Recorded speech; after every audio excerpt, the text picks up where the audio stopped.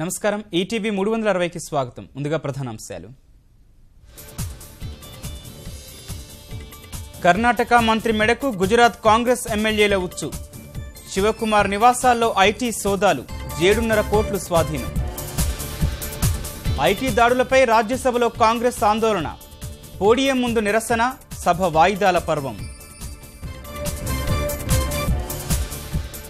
విక్రమ్ గౌడ్పై ఆయుధాల చట్టం కింద కేసు నమోదు. డిశ్చార్జ్ అయ్యాక అరెస్టు చేసే యోచనలో పోలీసులు. గురుకుల ఉద్యోగాల నియామకాలకు పచ్చజెండా, స్టే ఎత్తివేసిన హైకోర్టు, త్వరలో పరీక్ష తేదీలు.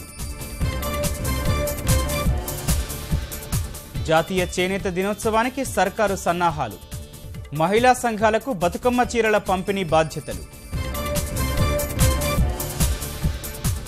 తుపాకీ కలకలంతో తిరుమలలో అప్రమత్తత, భద్రతా సిబ్బంది అదుపులో 3 నిందితులు.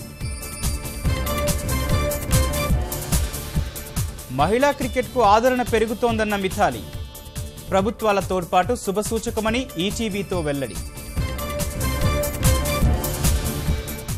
పొరుగు సేవల సంస్థలను కట్టడి చేయండి, ట్రంప్ను కోరిన అమెరికా చట్టసభ సభ్యులు.